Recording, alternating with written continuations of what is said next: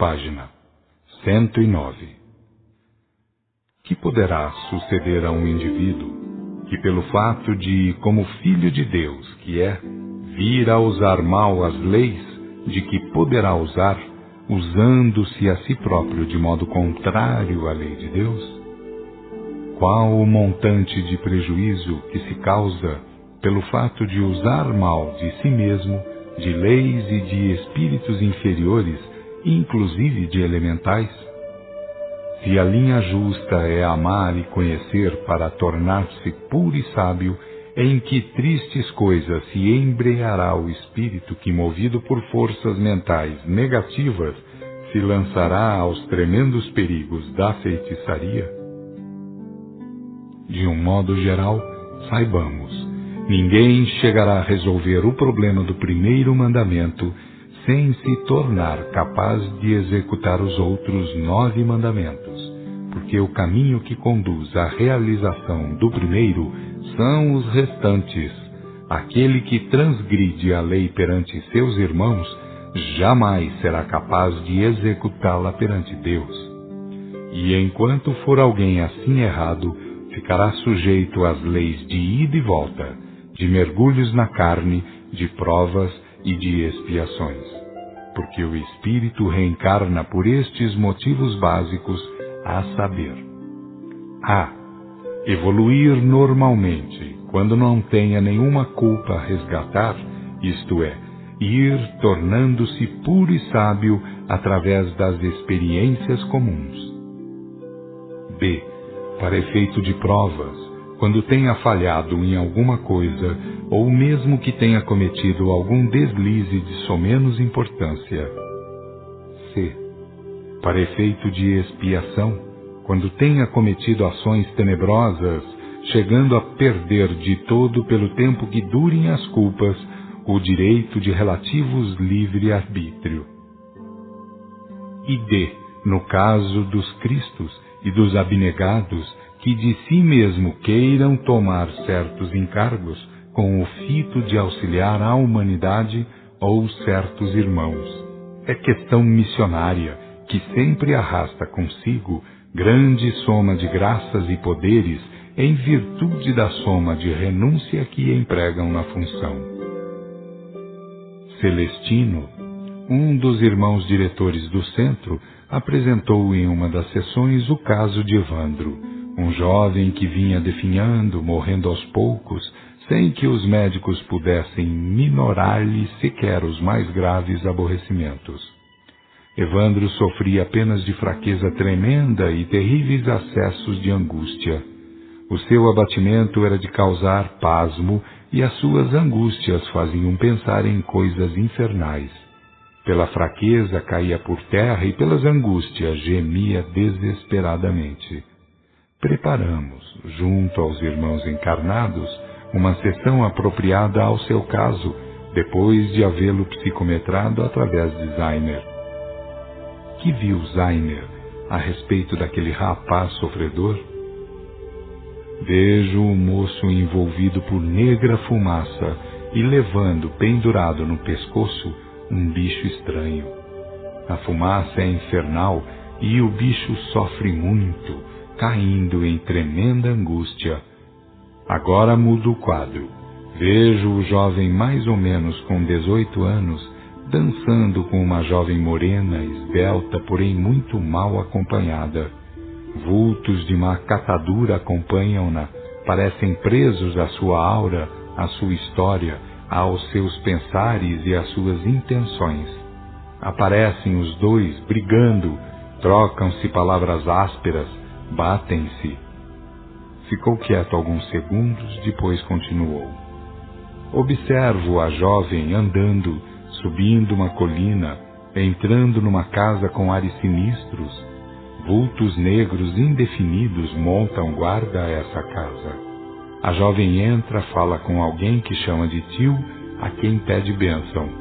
O homem, que se acha muito mal acompanhado, mas que se satisfaz com a companhia, ergue os olhos e diz-lhe palavras de bênção.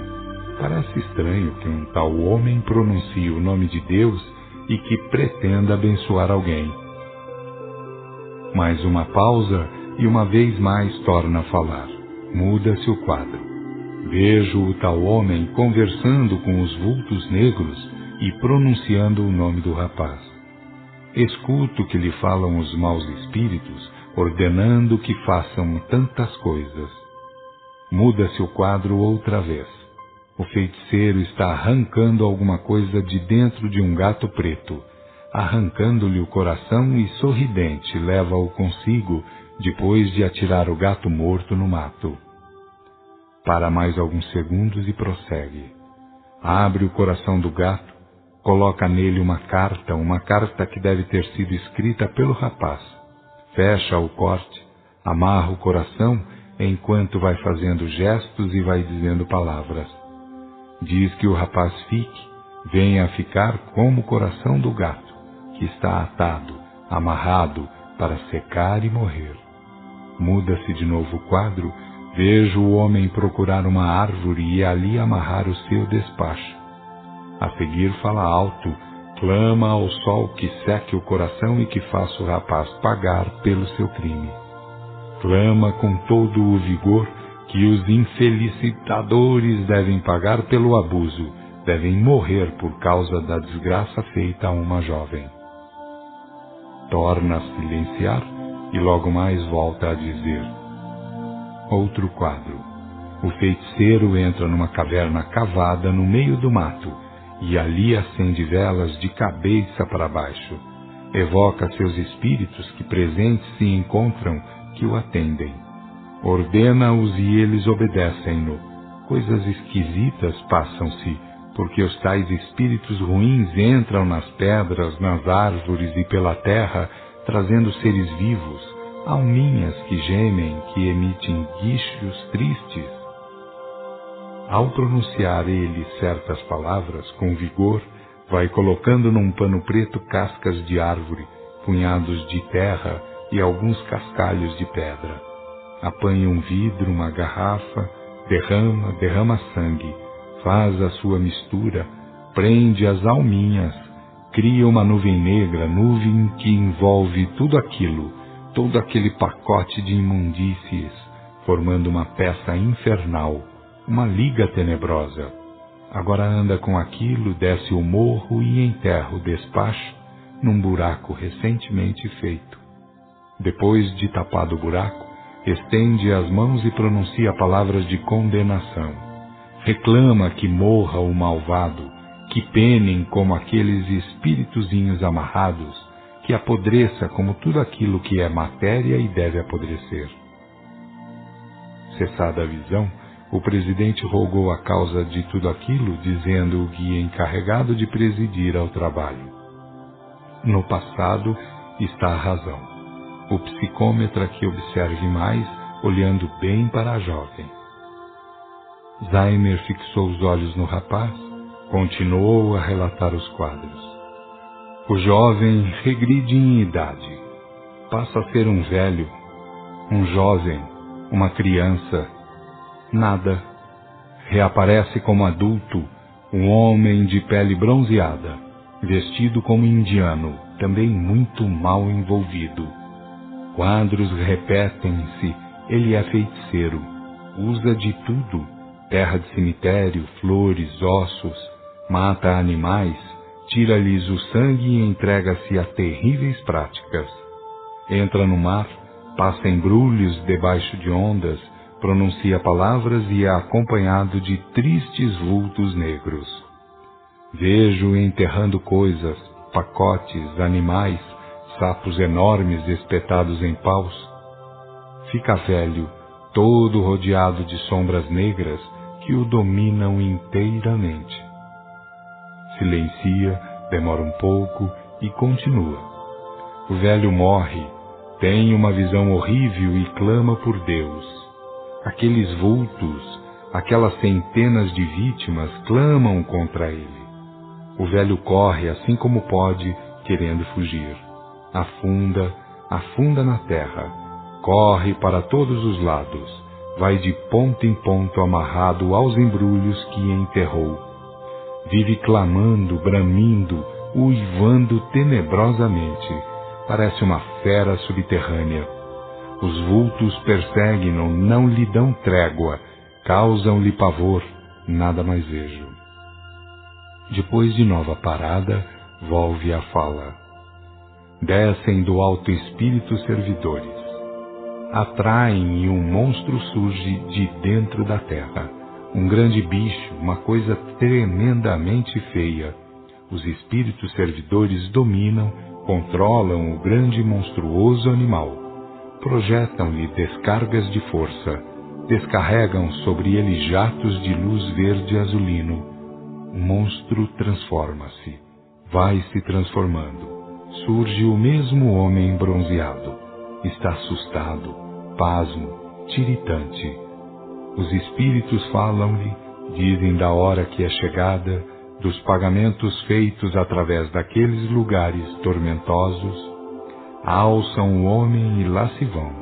Chegam a um plano espiritual, entregam o homem a dois outros que o levam consigo. Dizem, agora que vai preparar-se para reencarnar. Fim da visão psicométrica, fala o guia designado. Tendes aí, irmãos, uma prova a mais da lei da harmonia, que uma vez ferida ou contrariada, revida e força o reequilíbrio. Mera questão de causa e efeito, mera confirmação daquela sentença que diz respeito ao quem com ferro fere, com ferro será ferido. O presidente interferiu, com os agravos a mais, em virtude do conhecimento de causa? E o guia respondeu, toda e qualquer culpa, irmãos, é segundo o ato e o montante de conhecimento de causa, conforme o Cristo assinalou em seus ensinos. Vide o que está escrito no último capítulo do Apocalipse, pois através do espaço e do tempo e no curso das vidas, todos acertarão suas contas e terão que progredir, até atingir o grau crístico, o céu universal desenvolvido no íntimo, porque fica repetido, nesta verdade estão encerradas todas as lições provindas de todas as grandes revelações. Todos os filhos do Pai Divino hão de em si mesmos realizar o encontro com Ele, e pela união feita, ultrapassar o ciclo das reencarnações obrigatórias. A isto é que chamamos, e entendei, realizar a penetração no plano crístico. Temos perfeito conhecimento disso pelas vossas lições, respondeu o presidente satisfeito, e o guia aconselhou. Nós iremos libertar o rapaz, até certo ponto, porque a libertação total depende dele mesmo. Que aprenda as lições da verdade e que faça quanto bem possa a seus irmãos, que observe a lei de Deus, porque fora dela jamais haverá quem possa triunfar, que siga o divino exemplificador, que seja capaz de renunciar a si, até mesmo em caso de vida ou morte, assim como ele deixou o exemplo modelar. Em verdade, como sabeis, o modelo exterior foi apresentado para que cada um tenha em que se modelar perfeitamente.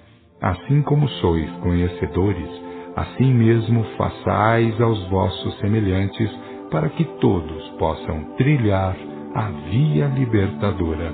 E encerrou-se mais uma sessão com grandes proveitos gerais.